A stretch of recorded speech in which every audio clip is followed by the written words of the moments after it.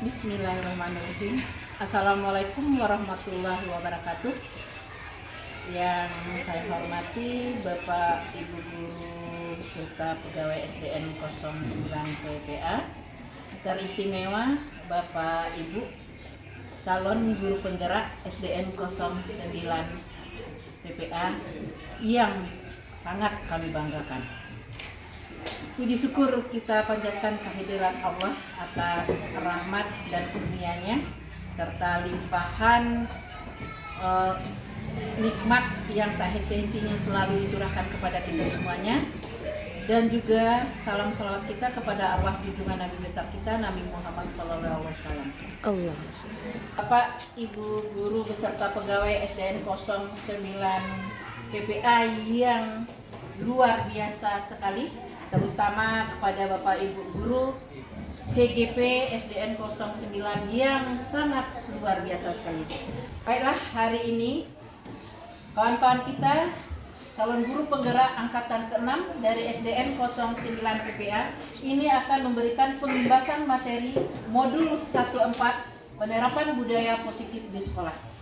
Bapak Ibu semuanya, mudah-mudahan antara CGP dengan Bapak Ibu guru yang ada di SDN 09 PPA, mudah-mudahan Bapak Ibu ini dapat mensupport, dapat memotivasi, dan dapat berkolaborasi dengan kawan kita guru penggerak di SDN 09 PPA ini. Mudah-mudahan dengan budaya positif yang ditanamkan di sekolah kita akan menjadi budaya yang akar di SDN 09 PPA ini. Jadi kami berharap kepada kawan-kawan semua, mudah-mudahan apa yang kita laksanakan hari ini, apa yang diimbaskan oleh teman-teman CGP ini akan menjadi motivasi dan menjadi budaya positif di 09 PPA. Amin. Jadi kami rasa demikian sambutan dari saya sebagai Kepala Sekolah SDN 09 PPA. Sekali lagi kita bersemangat, kita berkolaborasi dengan teman-teman kita CGP ini. Selamat, dan CGP yang luar biasa ini akan mengimbas kepada teman-teman semua guru menjadi guru-guru yang hebat dan luar biasa.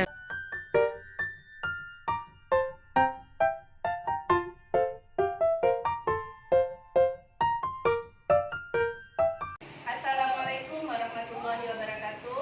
Waalaikumsalam warahmatullahi wabarakatuh. Alhamdulillah, puji syukur kehadirat Allah karena pada siang hari ini kita masih diberikan begitu banyak nikmat oleh Allah sehingga kita dapat berkumpul di ruangan Allah yang kita cintai ini. Kemudian salawat serta salam marilah sama-sama kita kirimkan buat junjungan kita Nabi Muhammad Sallallahu Alaihi Wasallam. Allahumma sholli ala Muhammad wa ala ali Muhammad. Yang terhormat Ibu Bapak Ibu Kepala Sekolah SDN 09 PPA Kota Solo, yang kami hormati Bapak Ibu guru serta karyawan SDN 09 PPA Kota Solo. Alhamdulillah pada kesempatan ini kita bisa berkumpul di sini dalam rangka kegiatan aksi nyata kami, yaitu aksi nyata modul 1.4, yaitu tentang budaya positif, di mana pada kesempatan ini kami akan menyebarkan pemahaman dan pengalaman penerapan budaya positif. Izinkanlah kami ucapkan terima kasih kepada Bapak Ibu semuanya yang telah meluangkan waktunya untuk kegiatan kami pada hari ini. Untuk kegiatan ini, kami melaksanakan secara kolaborasi dengan dua rekan kami lainnya, yaitu Bapak Bambang Suryanto, kemudian Ibu Wide Salfira, dan saya sendiri Rika Andriani. Kami adalah calon guru penggerak angkatan ke-6 dari Kota Solo. Baiklah, sebelum acara kita mulai, mari kita buka acara kita ini dengan membacakan basmalah. Bismillahirrahmanirrahim. Penyampaian poin-poin penting dari budaya positif ini yang akan disampaikan oleh rekan kami Bapak Bambang Suryanto. Kepada Bapak disilakan. Bismillahirrahmanirrahim. Assalamualaikum warahmatullahi wabarakatuh. Waalaikumsalam warahmatullahi wabarakatuh. Kita mulai saja. Pada modul titik 4, di salah satu modul guru penggerak, yaitu tentang budaya positif. Nah, di sini kami bertiga berkolaborasi untuk menyampaikan beberapa poin-poin penting yang terdapat pada modul tersebut. Ada 7 poin yang akan kita sampaikan pada hari ini. Karena kita bertiga guru penggerak yang ada di sekolah kita ini, jadi kami berbagi saja untuk menyampaikan materinya. Adapun materi yang akan coba kita sharing pada hari ini, yaitu yang pertama tentang perubahan paradigma. Selanjutnya disiplin positif, motivasi perilaku, kebutuhan dasar, keyakinan kelas, posisi, kontrol, restitusi. Yang terakhir adalah segitiga restitusi. Oke, mungkin tentang budaya positif, mungkin ada sedikit pertanyaan pemandu yang perlu kita jawab. Apa itu budaya positif?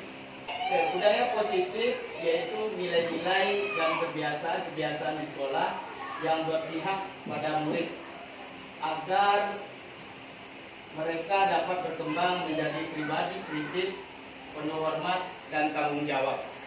Kalau kita perhatikan di sekolah kita, tentang suasana di lingkungan sekolah kita, bagaimana setiap hari rutinitas yang kita jalani bersama murid-murid, bagaimana kita berinteraksi dengan murid, bagaimana kita berinteraksi sesama guru, bagaimana kita berinteraksi dengan kepala sekolah, juga antara murid dengan murid, dan juga bagaimana kita menyelesaikan permasalahan murid.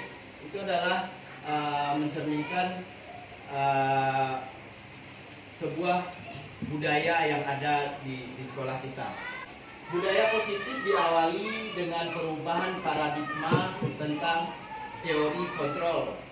Selama ini barangkali kita sebagai guru merasa berkewajiban mengontrol perilaku siswa agar memiliki perilaku sesuai yang guru harapkan. Apa itu perubahan paradigma? Menurut Dr. William Glasser, dalam kontrol teori yang kemudian berkembang menjadi choice theory, meluruskan beberapa miskonsepsi tentang makna kontrol. Nah, di sini mungkin selama ini termasuk saya juga terjadi miskonsep tentang memahami bagaimana mengontrol murid itu. Nah, ini ada beberapa miskonsepsi dari teori kontrol tadi. Yang pertama, ilusi guru mengontrol murid. Oke, sebenarnya kita tidak bisa mengontrol, memaksa murid untuk melakukan sesuatu. Nah, kita hanya bisa mengarahkan murid untuk melakukan apa yang kita inginkan. Yang kedua itu ilusi bahwa semua penguatan positif, efektif dan bermanfaat. Nah, ini juga terjadi semacam miskonsep atau kesalahan dalam memandang atau berpikir tentang memberi penguatan positif itu sesuatu yang sangat bermanfaat. Jadi sebenarnya penguatan seperti ini dapat menghancurkan harapan siswa. Nanti untuk lebih lanjutnya nanti akan dijelaskan atau dibahas satu persatu oleh Bu Wide dan Bu Rika. Selanjutnya, ilusi bahwa kritik dan membuat orang merasa bersalah dapat menguatkan karakter.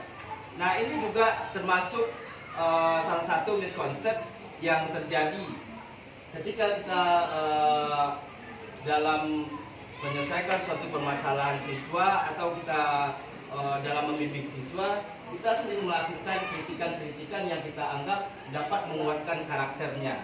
Sebenarnya itu akan mengakibatkan sesuatu hal yang lebih parah lagi, sampai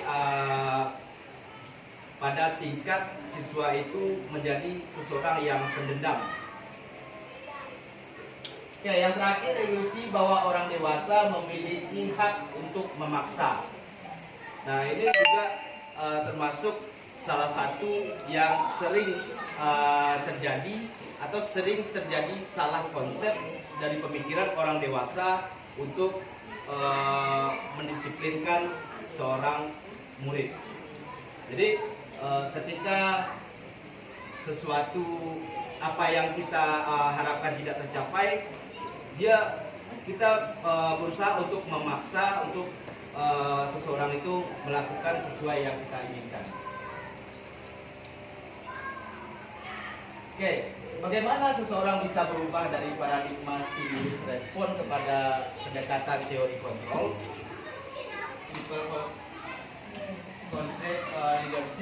mengatakan bahwa bila kita ingin membuat kemajuan perlahan,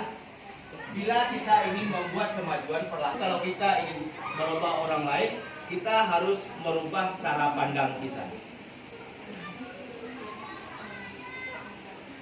Oke, baik Bapak Ibu, kita lanjutkan. Nah, ini ada dua sisi atau dua pandangan atau perubahan dari stimulus respon ke teori kontrol tadi.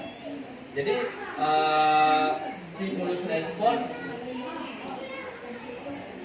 yang pertama yaitu realitas kebutuhan kita sama.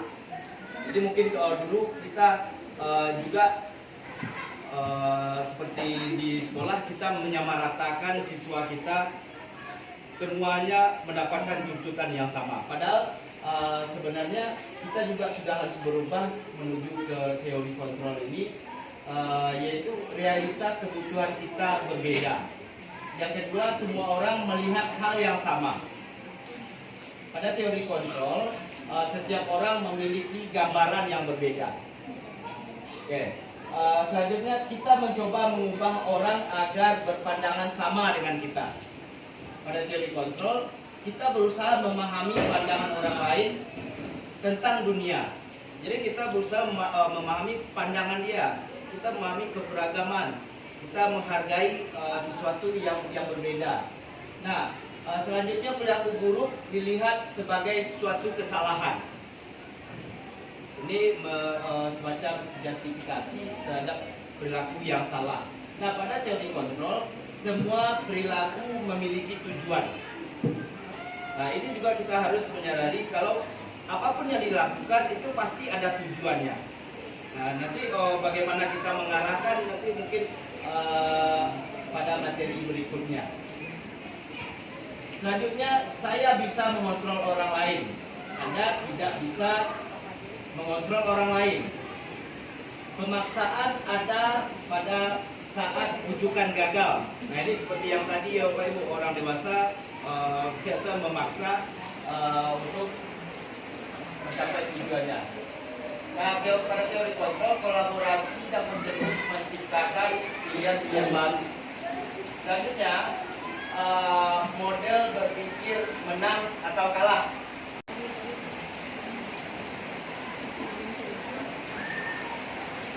Oke, selanjutnya kita masuk ke disiplin positif. Mendengar kata disiplin, tentunya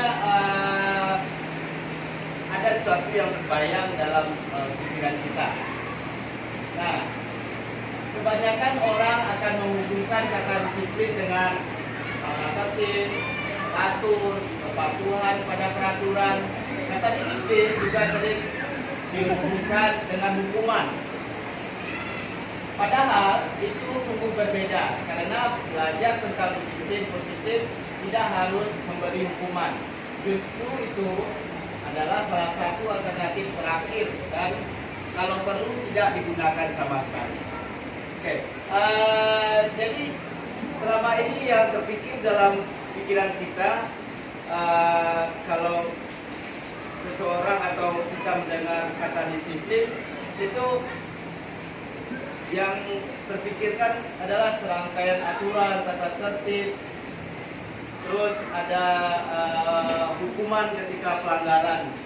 Nah, sebenarnya disiplin positif ini sesuatu yang berbeda.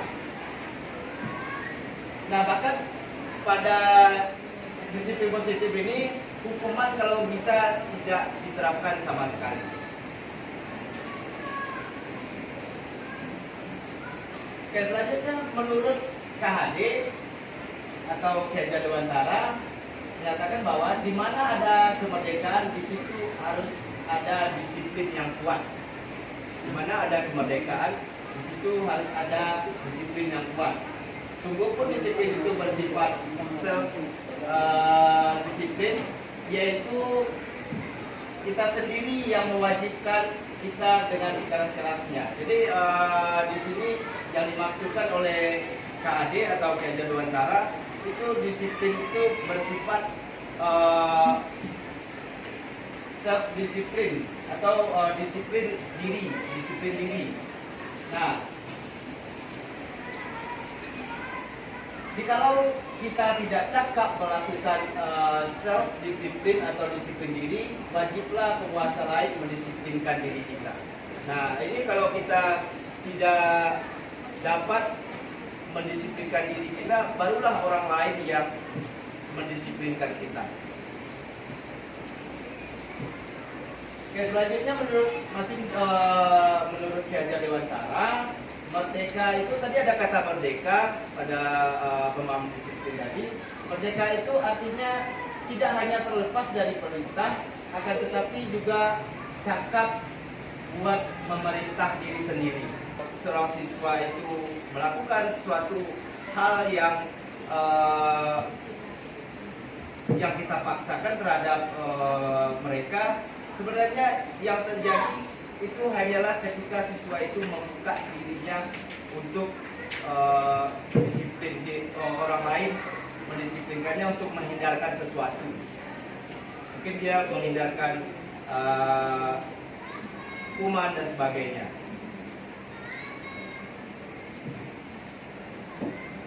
Oke, dari pemikiran Ki Hajar Dewantara tadi, sebenarnya kata yang sama dengan disciple atau murid atau pengikut.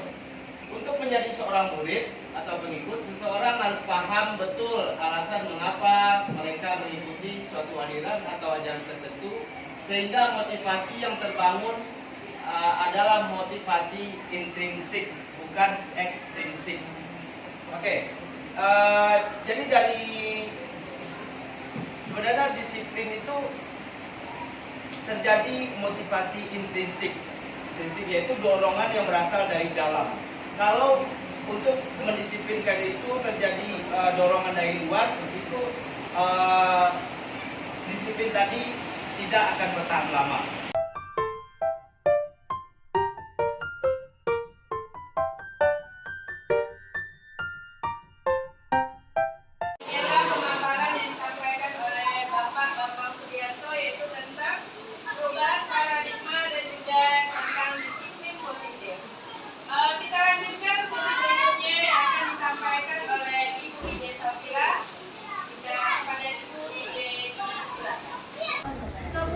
Dasar manusia, kemudian motivasi perilaku manusia. Nah, kita akan bahas satu persatu. Nah, apa itu kebutuhan dasar manusia? Yaitu seluruh tindakan manusia memiliki tujuan tertentu. Semua yang kita lakukan adalah usaha terbaik kita. Nah, untuk itu, untuk mendapatkan apa yang kita inginkan, ketika kita mendapatkan apa yang kita inginkan juga, sebetulnya saat itulah kita sedang memenuhi satu kebutuhan. Nah, begitu juga dengan kita juga mempunyai kebutuhan dasar. Nah, apa saja kebutuhan dasar manusia ini? Yaitu ada 5 konsep kebutuhan dasar manusia itu yang dipaparkan oleh menurut Dr. William Glasser dalam Choice Theory, yaitu penguasaan, kebutuhan akan bertahan hidup atau survival, kemudian penguasaan, kebutuhan akan kasih sayang dan rasa diterima, kemudian kebutuhan akan kebebasan dan kebutuhan akan kesenangan. Nah, kebutuhan dasar manusia di sini yang pertama yaitu kebutuhan bertahan hidup. Nah, manusia apalagi kita sebagai makhluk Allah, kemudian kita murid kita sebagai pelajar juga membutuhkan kebutuhan bertahan hidupnya, yaitu kebutuhan akan makan, kemudian kebutuhan akan rumah, kemudian kebutuhan akan segala yang menyangkut tentang fisiologinya. Nah, kemudian kebutuhan akan kasih sayang. Semua kita itu butuh akan kasih sayang. Nah, begitu juga dengan murid kita. Murid kita sebagai peserta didik kita juga butuh akan kasih sayang. Kasih sayang dari gurunya di sekolah, kasih sayang dari ibu orang tuanya di rumah, dan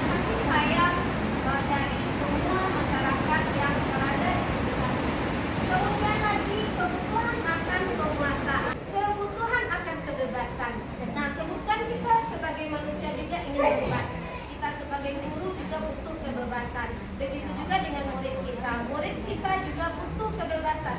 Mereka bebas berkreasi, mereka bebas menuangkan pikiran apa kreativitas mereka tanpa ada iming-imingan atau tanpa ada paksaan atau tekanan dari siapapun juga. Begitu murid kita di sekolah juga, mereka juga tidak ingin tertekan, mereka juga ingin bebas.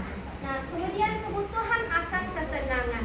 Kita aja sebagai guru juga butuh akan kesenangan. Kita ingin kesenangan kita gimana? Kita ngajarnya kayak apa? Begitu juga di rumah kita kayak apa? Begitu juga dengan murid kita. Kalau murid otomatis dia masih berkaitan dengan bagaimana cara belajarnya. Mereka juga ingin senang di dalam belajar. Nah, mungkin anak-anak kodratnya adalah anak-anak atau murid, apalagi murid SD itu masih mereka senang belajar itu sambil bermain. Jadi dengan melakukan, dengan memberikan permainan-permainan bagi mereka, mereka akan menjadi lebih bersemangat dalam belajar. Dengan memberikan game-game atau apa, dengan kreativitas tertentu, itu dapat menumbuhkan minat dan bakat. Nah, sekarang kita lanjut ke poin yang kedua, yaitu motivasi perilaku manusia. Nah, motivasi merupakan dorongan yang timbul dari dalam diri seseorang secara sadar dan tidak sadar untuk melakukan suatu tindakan dengan tujuan tertentu. Nah, Diana Gosen dalam bukunya Restructuring School Discipline menyatakan ada 3 motivasi perilaku manusia. Motivasi perilaku manusia yang pertama yaitu menghindari ketidaknyamanan atau hukuman. Nah, di sini di mana murid melakukan disiplin karena takut dihukum dan merupakan motivasi ekstrinsik yang terjadi dalam diri peserta didik. Nah, dalam hal ini menghindari murid kita, dia melakukan motivasi untuk melakukan kedisiplinan positif dalam dirinya itu hanya karena ingin menghindari karena tidak dihukum. Kepada motivasi perilaku peserta didik yang kedua yaitu hanya untuk mendapatkan penghargaan. Ya, kalau tadi hanya tidak ingin untuk dihukum. Kalau yang kedua ingin mendapatkan penghargaan atau imbalan dari seseorang atau orang lain. Nah, murid yang melakukan disiplin diri karena hanya ingin mendapatkan penghargaan atau imbalan ini merupakan motivasi ekstrinsik juga yang hadir, yang datang dalam luar diri peserta didik itu sendiri. Nah, yang ketiga yaitu menghargai, motivasi dengan menghargai nilai-nilai kebajikan dari diri sendiri yang timbul dari dalam diri peserta didik itu sendiri. Nah, nilai-nilai kebajikan tadi sudah dibahas oleh Pak Bambang. Ada nilai perilaku, contohnya ada nilai menghargai, kemudian ada nilai ingin menghormati, menghargai, kemudian kesehatan juga, kemudian kebersihan, kemudian dengan melaksanakan peraturan-peraturan. Nah, kemudian itu adalah merupakan salah satu contoh-contoh dari nilai-nilai kebajikan universal yang telah disampaikan oleh Pak Bambang sebelumnya. Nah, murid dalam hal ini melakukan disiplin itu karena sadar, datang dari dalam dirinya sendiri tanpa ada iming-imingan takut dihukum, tanpa iming-imingan murid itu hanya untuk ingin mendapatkan imbalan atau penghargaan dari orang lain. Nah, kalau dilihat dari sini mana yang lebih bagus ini Bapak Ibu? Apakah motivasi ekstrinsik kah atau motivasi intrinsik? Pasti motivasi intrinsik ya Pak Ibu. Kita berharap bahwa motivasi untuk berperilaku disiplin itu kita mengharapkan murid-murid kita, peserta didik kita bisa menerapkan motivasi intrinsik yang ada dalam diri mereka, yaitu dengan melakukan kebajikan-kebajikan universal yang telah ada. Oke, kita lanjut.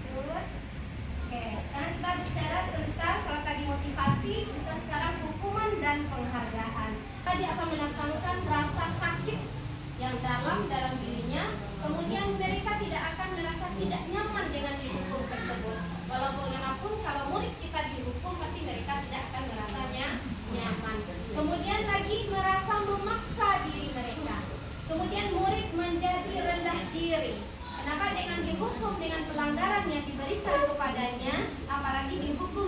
depan teman-temannya, mereka akan merasa rendah diri dengan teman-temannya tersebut dan merasa malu. Kemudian murid menyembunyikan kesalahannya. Nah, dengan hukuman itu merupakan konsep disiplin dengan identitas gagal. Ini tidak baik untuk perkembangan murid kita selanjutnya. Nah, kemudian lagi bagaimana dengan penghargaan? Nah, penghargaan seperti kita anak yang misalnya kayak kita ngasih kuis, mungkin saya pribadi sendiri ini memang sudah salah. Nah, dengan mempelajari materi modul 1.4 itu memang menggali diri pribadi saya sendiri, yaitu bagaimana pemberian penghargaan atau hukuman kepada murid itu bukanlah sesuatu yang baik, dan itu akan menjadi memfosil dalam diri mereka bahwa penghargaan itu tidak akan membuat mereka lebih konsisten untuk menghadapi masa depannya nantinya. Nah, penghargaan itu tidak efektif bagi murid, kemudian merusak hubungan atau menjadikan sifat iri. Bagaimana dengan teman-temannya yang tidak ada? Nah, mungkin selama ini kita udah berprasangka dengan memberikan reward bisa memberikan motivasi pada teman-teman yang lain untuk lebih bersemangat. Kemudian dengan kuis kita ngasih pena atau apalah sebagai reward, atau ngasih bintang-bintang kepada, mungkin kita memang udah salah Bapak Ibu. Ini baru terasa dalam diri kita, mungkin dengan reward itu kita beri penyemangat kepada siswa. Sementara berarti anak kita sudah dihukum dengan penghargaan. Otomatis mereka hanya mengharapkan sesuatu, mengharapkan sesuatu imbalan dengan pembelajaran yang mereka pelajari di dalam kelas. Jadi bukan datang dari dalam diri mereka hanya untuk mengharapkan imbalan. Kemudian mematikan kreativitas anak. Seperti anak-anak yang tidak dapat reward oleh kita, sementara ini dapat reward, otomatis yang lain tambah tidak bersemangat jadinya. Kemudian menghukum dengan sistem ranking, itu juga tidak baik. Sebenarnya di K13 memang kita tidak di ranking ya Bu Yeni ya. Nah, itu udah betul, tapi ada beberapa yang masih menggunakan ranking. Nah, ini yang harus kita perbaiki kembali, bahwa menghukum dengan sistem ranking itu tidak baik bagi perkembangan peserta didik kita. Nah, pendek, kemudian stimulus respon, ada respon timbal balik, kemudian lagi kehilangan waktu untuk merenungi kesalahan murid. Nah, kemudian murid menghormati peraturan. Restitusi ini akan dikupas lebih lanjut oleh Bu Rita. Nah, ini karena masih dalam ini, makanya restitusi itu adalah proses menciptakan kondisi bagi murid untuk memperbaiki kesalahan mereka. Bagaimana murid itu memperbaiki kesalahan mereka sehingga mereka bisa kembali kepada kelompoknya seperti yang telah disampaikan dalam video tadi. Nah, dengan karakter yang lebih kuat, itu disampaikan oleh dosen 2014. Nah, restitusi juga merupakan proses kolaboratif yang mengajarkan murid untuk mencari solusi untuk masalah yang mereka hadapi dan membantu murid untuk berpikir tentang orang seperti apa yang mereka inginkan nantinya, dan bagaimana mereka harus memperlakukan orang lain. Nah, untuk restitusi nanti sama kita.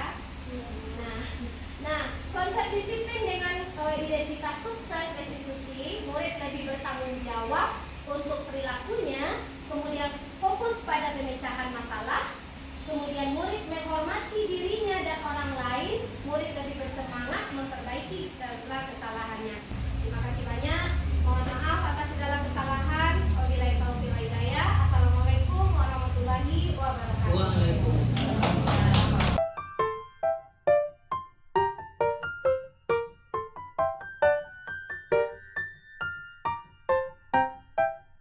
Materi selanjutnya yaitu disampaikan oleh Ibu Rika Andriani. Kepada Ibu Rika dipersilakan. Bismillahirrahmanirrahim. Terima kasih banyak Bu Ide atas kesempatannya. Assalamualaikum warahmatullahi wabarakatuh. Oke, kami langsung saja mungkin ya Bapak Ibu ya. Tadi teman-teman kami terdahulu sudah memaparkan 4 poin-poin penting tentang budaya positif. Untuk kesempatan kali ini kami menyambung apa yang disampaikan oleh teman-teman kami tadi. yaitu masih tentang aksi nyata kami, yaitu pada modul 1.4, yaitu tentang budaya positif, di mana kami diberi tugas untuk menyebarkan pemahaman dan pengalaman penerapan yang sudah kami terapkan, terutama di kelas kami masing-masing tentang budaya positif ini. Oke. Untuk berbagi dengan Bapak Ibu tentang posisi kontrol restitusi, kemudian keyakinan kelas, juga tentang segitiga restitusi. Ini masih tentang modul 1.4 budaya positif. Kita langsung saja masuk ke posisi kontrol. Yang ketiga, guru sebagai teman, pemantau, dan terakhir yaitu sebagai manajer. Kira-kira Bapak Ibu, kita sekarang ini udah pada posisi yang mana itu Bapak Ibu? Teman. Mana lagi? Penghukum kadang-kadang. Terus? Oke. Bahkan mungkin ya. Masya Allah. Manajer, oke. Oke, ya. Jadi masing-masing kita semuanya ada yang penghukum, ada yang kita coba sebagai penghukum, bahkan mungkin juga sebagai manajer tanpa kita sadari. Oke. Kemudian sekarang kita lihat bagaimana contoh penerapan dari 5 posisi kontrol ini. Oke, jadi ada 5. Dan kita ambil satu contoh kasus di sini, contoh kasus pelanggaran yang dilakukan oleh siswa kita. Yang pertama contohnya yaitu siswa tidak memakai atribut lengkap saat kegiatan pramuka. Ini sering kita temukan anak-anak kita ya Bapak Ibu ya. Masih permasalahan setiap minggunya kita temukan. Di sini jika kita sebagai penghukum, ada beberapa kata atau kalimat yang akan kita ungkapkan. Seperti ini contohnya. Kamu selalu saja melanggar peraturan. Ayo sana berbaris di barisan murid yang tidak lengkap. Mungkin seperti itu. Nadanya mungkin agak meninggi. Ya betul Sis? Nah, pisahkan barisannya, berdiri di sana. Awas kamu. Itu seperti itu contohnya. Lain enggak awas Bu? Oke. Jadi biasanya tidak semuanya. Oke. Bagaimana bahasa tubuhnya? Biasanya bahasa tubuhnya jari tunjuk-tunjuk, matanya melotot, atau kadang menghardik. Ibu sangat kecewa sekali dengan kamu. Oke. Nah, dari kata-kata ini contoh dari guru sebagai pembuat merasa bersalah. Oke, yang ketiga yaitu teman. Untuk teman ini biasanya nada suaranya itu suaranya ramah, akrab, kemudian kadang terkesan bercanda. Bagaimana bahasa tubuhnya? Bahasa tubuhnya tetap mendekat ke anak, kemudian tersenyum, kadang bobola matanya kelihatan jenaka begitu ibunya atau bapaknya. Nah, terus kalimat apa yang akan keluar? Ini diantara kalimatnya. Salah satunya yaitu ayolah disiplin, buat ibu guru bangga. Kemudian ya sudah kali ini tidak apa-apa kamu kayak gini. Nah, seperti itu contohnya. Jadi seolah-olah kasih teman, kayak teman, nggak apa-apa nak buat masalah. Oke, seperti itu. Kemudian sekali ini dimaafkan, besok dimaafkan aja. Kemudian bahasa tubuhnya formal, gitu. Jadi datar, bahasa tubuhnya formal, dan kata-katanya ini berhubungan biasanya dengan konsekuensi, gitu. Atau janji-janji yang udah dikasih ibunya, kalau kamu ini kerjaan ini dapat ini nanti. Nah, seperti itu. Jadi sudah melanggar karena atributmu tidak lengkap. Apakah kamu sudah mengerti konsekuensi yang harus dilakukan bila melanggar? Jadi mimpinya biasa aja, ibunya formal-formal aja, ini biasanya pemantau. Nah, ini posisi yang paling tinggi yang seharusnya kita bisa melakukan, yaitu sebagai manajer. Jadi manajer pengelola ya Ibu ya. Oke, sebagai manajer, gimana ini ciri-cirinya? Saat siswa kita membuat kesalahan, kita tegur misalnya dengan suara tulus gitu. Jadi jelas ya, yang tulus sama dibuat-buat. Oke, tulus. Kemudian bahasa tubuhnya itu nggak takut, juga mendekat ke anak seperti itu. Kemudian apa contoh kalimatnya? Ini contohnya. Apakah kamu tahu atribut yang harus digunakan setiap hari Rabu? Itu contohnya. Berarti kamu tidak lengkap ya. Kira-kira bagaimana kamu akan memperbaiki masalah ini ke depannya? Nah, jadi ditanya solusinya ke anak. Apa harusnya dia diajak untuk merefleksi diri. Ke depannya harus kayak gimana? itu tentang posisi kontrol guru. Oke. Ya, yang tertingginya yaitu manajer. Next. Nah, setiap yang kita lakukan tentu ada dampaknya. Oke. Nah, ini kita lihat hasil dan dampak dari 5 penerapan posisi kontrol ini. Jika kita terapkan sebagai penghukum, maka hasilnya murid kita akan memberontak. Oke, memberontak, dia jadi pendendam, kemudian menyalahkan orang lain kadang-kadang. Untuk menutupi dia salahkan orang lain. Oke, itu jika kita sebagai penghukum.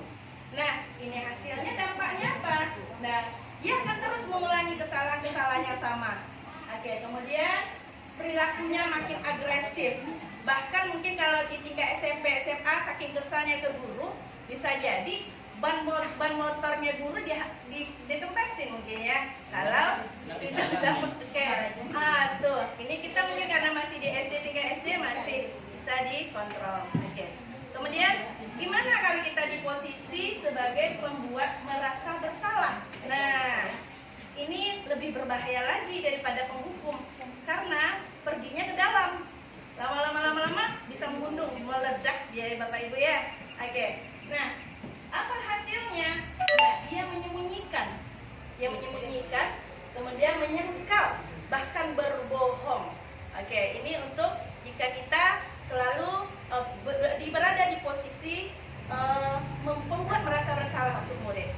Kemudian apa dampaknya? Anak jadi rendah diri, merasa gagal dan tidak berharga karena terus merasa bersalah sebagainya. Oke. Kemudian posisi yang ketiga, teman.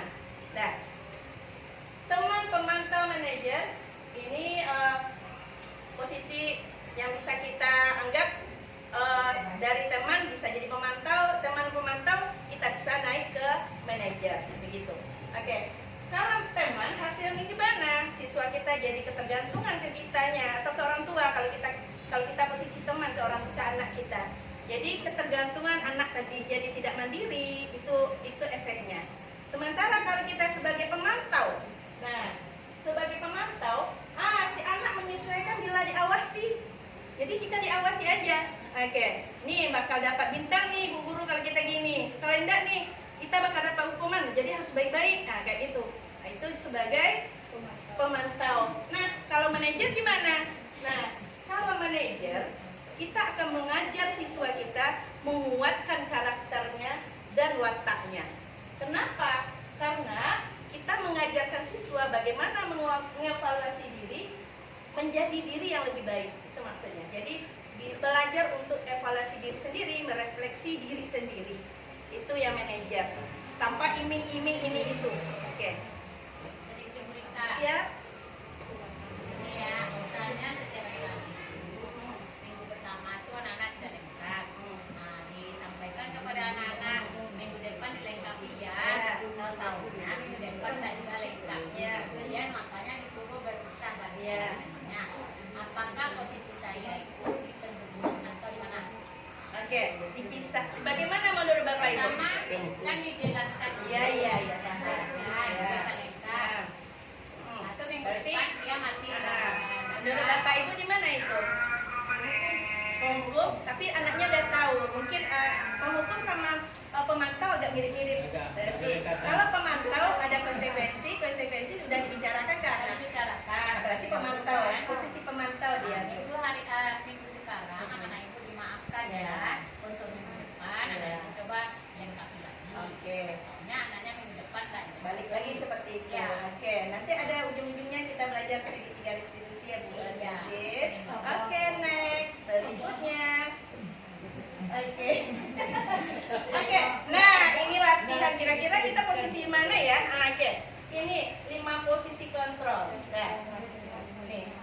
Coba Bapak Ibu lihat ini bagian mana kita? Ini bagian mana ini? Siapa yang mengatakan ini? Boleh tunjuk tangan Bapak Ibu. Oke, Pak Mai. Yang nomor 1 gimana tuh Pak Mai? saya sering yang nomor 4.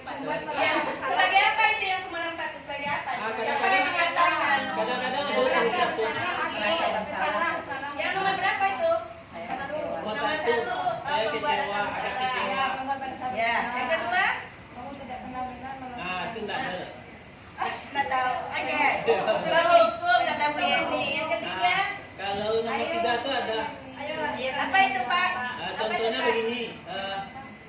coba nanti buat orang tua kamu senang ketika ada kompetisi. Iya, berarti posisi Bapak di mana tuh Pak? Sebagai apa tuh Pak?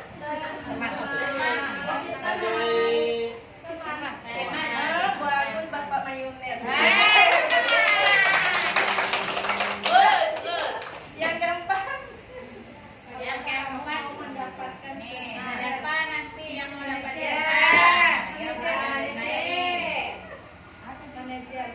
manajer. Oh, mantap. Iya, bagus lagi Pak. Pemantau. Lanjut, yang kelima. Bagaimana kamu bisa menyelesaikan masalah ini? Bagaimana kamu bisa menyelesaikan masalah ini? Manajer. Kamu selalu yang paling terakhir. Kamu selalu yang paling terakhir katanya. Yuk, kita lihat kunci jawabannya. Next. Yuk.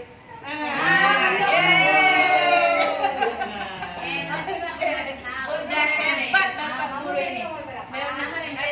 Apa? Oke, salah cie Ibu. Oh gitu. Oke, next. kasih bintang, ditambah nilai kelompoknya itu saya Selametin. Oke, kita lanjutkan ya Bu Tesis. Bu Tesis, kita lanjutkan. Nah, tadi ada posisi terakhir, tadi posisi manajer. Nah, di posisi si manajer, ada biasanya kita tanyakan keyakinan anak kita terhadap permasalahan ini, keyakinan mana yang dilanggarnya. Nah, untuk melihat ada kata-kata keyakinan atau keyakinan kelas, yuk kita lihat ke poin berikutnya. Nah, ada dua pertanyaan pemantik. Nah, pertanyaan pertama, mengapa kita memiliki peraturan tentang menggunakan helm pada saat mengendarai kendaraan roda 2 atau motor? Kira-kira apa jawabannya Pak Ibu? Kenapa kita harus pakai helm saat mengendarai motor? Keselamatan diri. Good. Hebat. Oke, ya. Nomor 2, mengapa kita memiliki peraturan tentang menggunakan masker dan mencuci tangan setiap saat? Wow, hebat ternyata Bu Tesis. Oke. Nah, jadi ada kata-kata nilai keselamatan tadi ya Bu ya. Nilai keselamatan dan nilai kesehatan. Nilai-nilai yang kita sebutkan tadi itulah yang disebut dengan keyakinan. Apa keyakinan itu? Keyakinan nih adalah nilai-nilai kebajikan universal yang sudah dibahas oleh Bapak Bambang tadi, yang disepakati secara tersirat dan tersurat, lepas dari latar belakang suku, negara, bahasa maupun agama. Jadi keyakinan tadi ada aturan-aturan yang kita sepakati bersama. Nah, di kelas kita juga punya keyakinan kelas namanya. Nah, keyakinan kelas, kita juga punya keyakinan kelas. Nah, keyakinan kelas ini prosedur pembentukannya diawali memang dari penjelasan guru kepada siswa. Apa itu yang keyakinan kelas? Yaitu kumpulan peraturan-peraturan yang disepakati bersama siswa, disepakati bersama, yang kemudian digeneralkan menjadi nilai-nilai universal, yaitu dalam bentuk keyakinan kelas kita.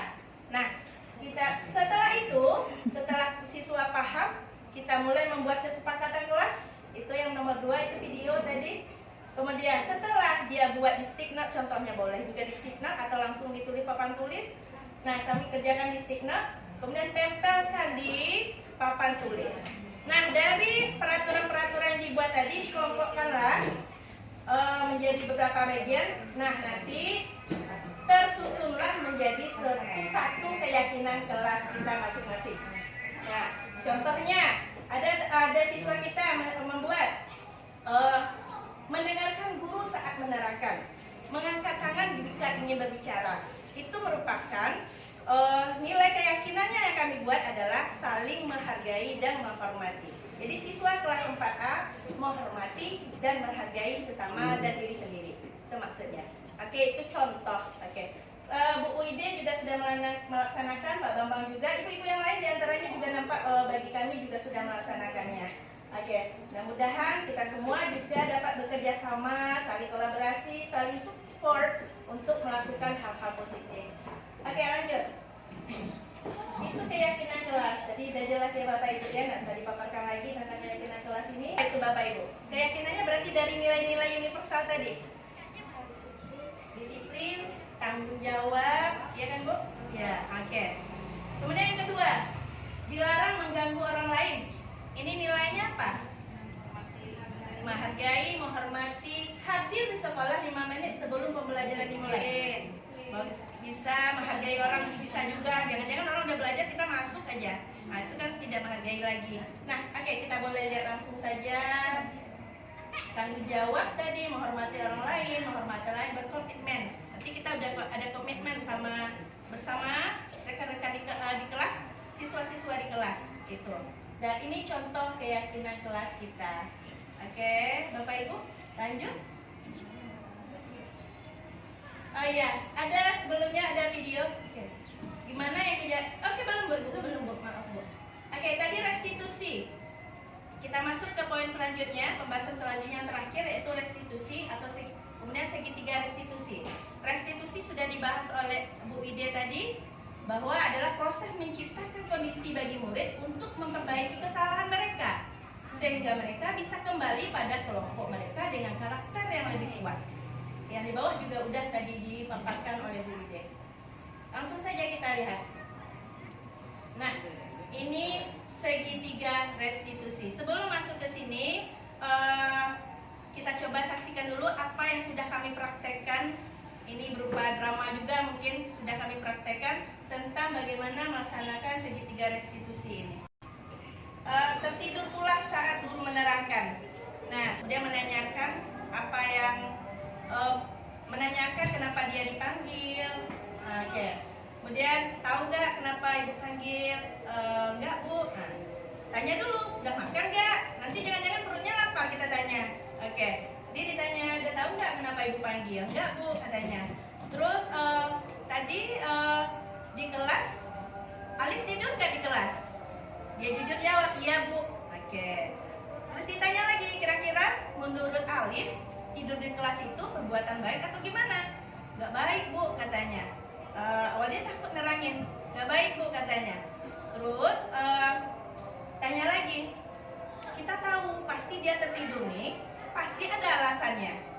Oke, jadi kita nggak boleh menjudge dulu, tanya dulu kenapa dia sampai tertidur. Nah, ditanya ternyata setelah pertanyaan dilakukan, dia main game semalaman, main game, kemudian tidurnya tengah malam. Akhirnya di kelas dia menjadi ngantuk. Nah, saat itu ditanyakan kembali ke dia, kira-kira menurut Alif, kita kan udah punya keyakinan kelas. Menurut Alif, yang Alif lakukan itu apakah sudah sesuai dengan keyakinan kelas kita? Dia jawab tidak Bu. Yang mananya yang tidak dijawabnya lah, mana bagian keyakinan kelasnya yang tidak sesuai. Kemudian tanya lagi ke dia, nah kalau dia udah tahu itu nggak baik dan sebagainya, kedepannya harus gimana lagi harusnya? Nah, dia jawab dia nggak tidur lagi Bu. Caranya gimana? Ya dia tidurnya tepat waktu lagi, nggak main game lagi Bu. Kalau main game ya kurang-kurangin Bu katanya. Nah tanya lagi terakhirnya, kapan akan dilaksanakan seperti itu? Ya jawab, besok saya seperti ini lagi Bu.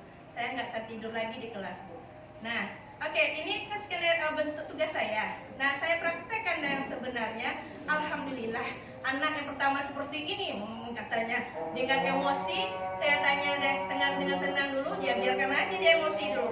Akhirnya dia mulai turun lagi, mau ngaku kesalahannya. Akhirnya mau dia, bagaimana selanjutnya dia yang mengutarakan sendiri.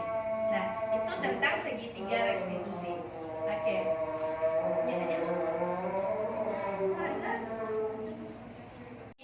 Itu sudah terlaksana segitiga restitusi, di mana langkah pertama yang dilakukan yaitu menstabilkan identitas. Jadi saat anak emosi, saat anak melakukan kesalahan itu masih dalam identitas gagal. Nah, jadi bagaimana kita menstabilkan identitasnya menjadi identitas yang sukses? Artinya kita bisa mengajukan beberapa pertanyaan, contohnya atau pernyataan gitu, setiap meyakinkan mereka setiap orang pasti pernah melakukan kesalahan, termasuk juga ibu, bisa seperti itu. Kemudian kamu bukan satu-satunya yang pernah melakukan ini nak, bisa seperti itu contohnya. Oke, kemudian setelah menstabilkan identitasnya menjadi sukses, kita lanjut ke validasi tindakan yang salah. Barulah mulai kita menggali di mana mengapa alasan mereka melakukan hal ini. Kita harus menyadari bahwa anak melakukan pelanggaran dan sebagainya, itu artinya bahwa ada kebutuhan dasar mereka yang tidak terpenuhi, seperti yang sudah disampaikan oleh Bu Ide. Nah, yang tidak terpenuhi atau gimana terhambat dan sebagainya, kebutuhan mereka terpenuhi. Contoh kayak si Alif tadi, itu kebutuhan kesenangannya tidak terpenuhi. Dimana dia tidak tidur dengan nyenyak semalaman. Akibatnya gimana? Itu yang terjadi, tidur dia di kelas. Nah, jadi gimana kita meyakinkannya untuk mengeluarkan apa yang jadi masalahnya? Kita gunakan pertanyaan dan pernyataan seperti ini. Adakah kamu tentu punya alasan mengapa melakukan hal ini? Itu contohnya.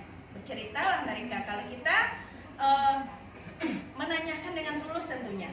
Oke, lanjut ke langkah ketiganya, yaitu menanyakan keyakinan seperti yang saya sampaikan tadi. Nah, keyakinan kelas apa yang telah kita sepakati? Nah, diceritakanlah. Dan ini contoh langkah segitiga restitusi. Nah, mungkin ada pertanyaan dari Bapak Ibu, apakah ini langkah ketiganya harus terlaksana? Tidak juga.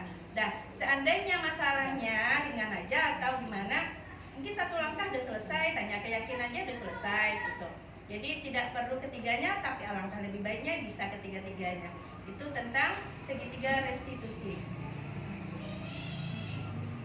Oke, ini segitiga restitusi tadi. Nah, dengan segitiga restitusi ini, yaitu dengan memahami struktur penerapan segitiga restitusi, diharapkan kita para guru dapat menerapkan posisi sebagai manajer. Oke, kemudian dengan mengajukan, tentunya dengan mengajukan pertanyaan-pertanyaan bermakna tentunya. Kemudian untuk permasalahan ringan tidak perlu secara berurutan dilakukan. Mungkin hanya satu langkah, dua langkah seperti yang saya sampaikan tadi. Nah, apa yang diharapkan dengan pelaksanaan kita segitiga restitusi ini? Yang pertama yaitu murid menjadi lebih kuat secara pribadi tentunya. Kemudian membuka wawasan murid agar dapat menyelesaikan masalahnya sendiri. Kemudian murid semakin percaya diri, mandiri, dan merdeka tentunya. Merdeka tetap dengan arahan dan bimbingan kita tentunya. Oke, Bapak Ibu, saya demikianlah penyampaian kami pada sore ini. Sebenarnya kami tekankan lagi apa yang kami sampaikan itu yang kami dapatkan, kami berbagi. Kemudian dalam proses kami masih butuh banyak belajar dan belajar lagi. Tentu tidak terlepas dari support Bapak Ibu semuanya, Bapak Guru hebat semuanya. Tanpa support, tanpa dukungan, tanpa kolaborasi kerjasama teman-teman, tidak akan bisa berjalan apa yang kita harapkan. Dan mudah-mudahan dengan kerjasama kita semuanya, budaya positif bisa kita terapkan di sekolah yang kita cintai ini. Oke, amin. Oke, demikian Bapak, iya Pak Bambang, Bide. Oke, demikian penyampaian kami pada hari ini. Terima kasih banyak atas perhatian. Terima kasih atas peluangan waktunya. Mohon maaf jika ada kesalahan kata, kesalahan dalam penyampaian, salah dalam bersikap. Mudah-mudahan apa yang kita dapatkan hari ini menjadi amal, apa yang kita dapatkan, apa yang kita kerjakan hari ini mendapatkan balasan oleh Allah Subhanahu wa taala. Amin amin ya rabbal alamin. Dan tentunya bernilai ibadah. Apa mau ditambahkan Pak Ibu? Oke, mungkin hanya di sini. Terima kasih banyak. Wabillahi taufik wal hidayah. Wassalamualaikum warahmatullahi wabarakatuh.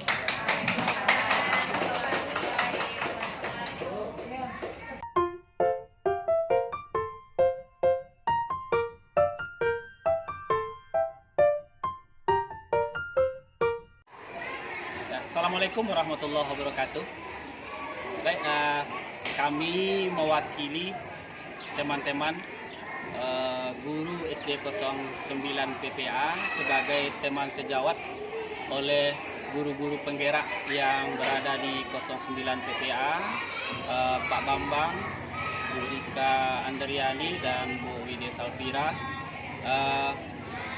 Kami mewakili teman-teman cukup gembira dengan adanya kegiatan pengimbasan terhadap kami dari materi modul 1.4. Ini sangat bermanfaat dan berguna bagi kami dalam pelaksanaan kegiatan sehari-hari karena kami cukup banyak mendapatkan pengalaman. Dan lagi kami ucapkan salut luar biasa pada teman-teman CGP karena kami lihat dalam waktu yang sangat kasib dan sibuk sekali bisa menyelesaikan tugas-tugas yang kami merasakan cukup berat. Alhamdulillah sukses, mudah-mudahan pada masa-masa yang akan datang lebih sukses untuk tugas-tugas berikutnya dan menyelesaikan modul-modul berikutnya. Sekian dari kami mewakili dari teman-teman guru SD 09 PPA Kota Solo. Assalamualaikum warahmatullahi wabarakatuh.